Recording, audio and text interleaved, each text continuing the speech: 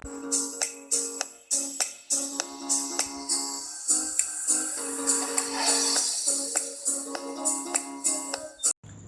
Lalu Teguh Wirabakti, NIM A1B118108, ingin menyampaikan materi tentang sistem informasi manufaktur. Sistem informasi manufaktur adalah suatu proses sistem informasi terintegrasi dalam pengembangan, perencanaan, dan evaluasi sistem manufaktur dengan sistem engineering yang terkoordinasi dan perusahaan industrialisasi. Pengembangan sistem informasi manufaktur, proses kegiatan manufaktur untuk memenuhi kebutuhan pemasaran dengan tanggung jawab untuk memproses produk tersebut. Penerapan manufaktur dalam CBIS ada dua cara, yaitu komputer sebagai bagian dari sistem fisik. A. Computer Aided Engineering, suatu bentuk alat yang melibatkan penggunaan komputer untuk membantu rancangan produk yang akan dimanufaktur.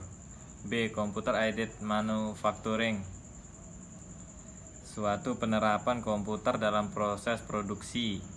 Contohnya, mesin produksi khusus yang dikendalikan komputer agar dapat menghasilkan produk yang sesuai dengan spesifikasi yang diperoleh dari database rancangan.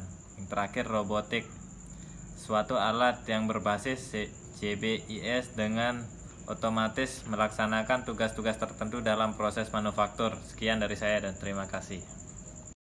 Assalamualaikum warahmatullahi wabarakatuh. Saya akan melanjutkan pembacaan materi dari teman saya, yaitu komputer sebagai sistem informasi. Bentuk output dari sistem informasi manufaktur digunakan untuk menciptakan sistem produk fisik. A. Sistem titik pemesanan kembali reorder point atau ROP, suatu sistem yang mendasarkan keputusan pembelian pada titik pemesanan kembali.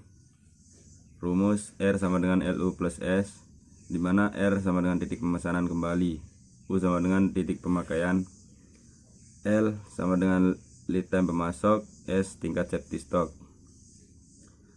B. Sistem material recruitment planning adalah suatu strategi material proaktif meliputi komponen: 1. Sistem penjadwalan produksi. 2. Sistem material requirement planning, menentukan beberapa banyak material yang diperlukan untuk memproduksi jumlah unit yang diinginkan.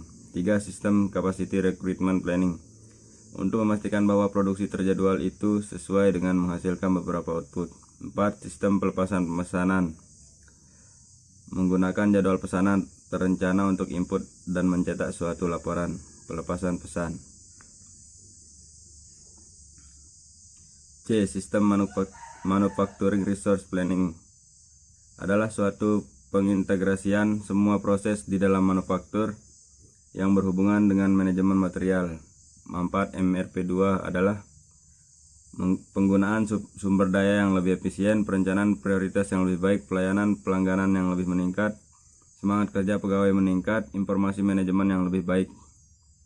D. Pendekatan just in time adalah suatu pendekatan sistem dengan menjaga arus material melalui pabrik hingga minimum dengan menjadwal material agar di stasiun kerja tepat pada waktunya, just in time. Contoh: perencanaan konsep material yielding, penempatan bahan baku dengan rolling material, perencanaan layout mesin. Terima kasih. Assalamualaikum warahmatullahi wabarakatuh. Baik teman-teman, ini adalah model sistem informasi manufaktur. Sistem informasinya ada subsistem input dan subsistem output. Jadi misalnya inputnya adalah sistem kebutuhan dari manufaktur tersebut masuk ke dalam database, kemudian jadi outputnya. Output ini dibagi menjadi beberapa subsistem. Yang pertama itu produksi, persediaan, mutu, dan biaya. Semua subsistem digunakan oleh user. Sekian dari saya, terima kasih. Sistem informasi fungsional.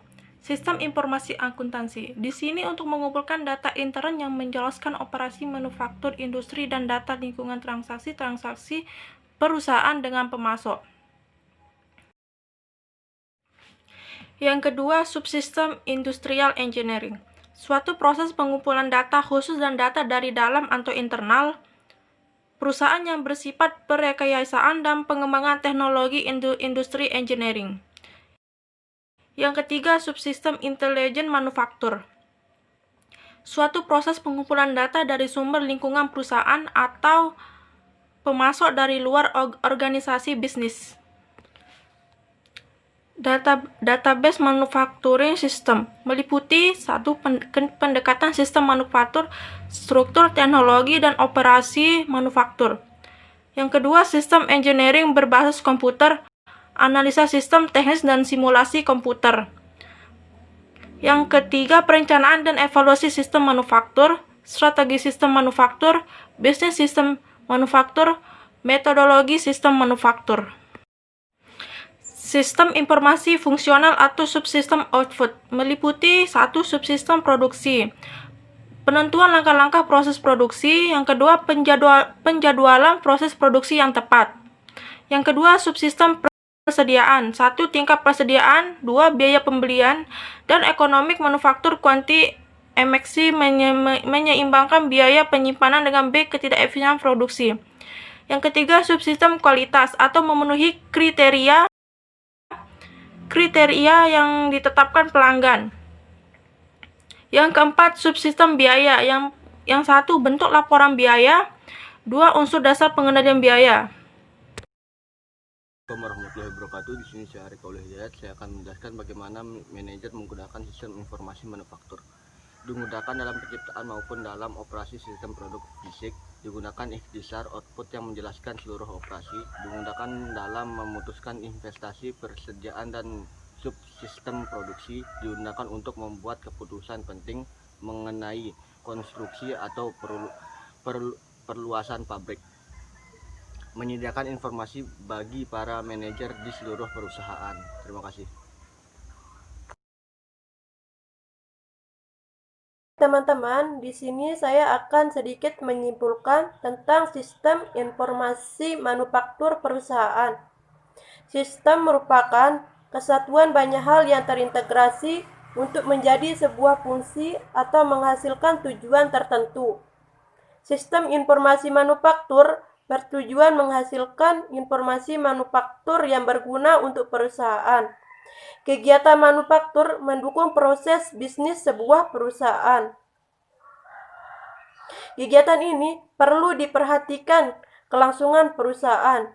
Oleh karena itu, komitmen perusahaan untuk menjalankan sistem informasi manufaktur haruslah sangat tinggi agar proses yang terjadi di lantai produksi menjadi menguntungkan bagi perusahaan. Sekian.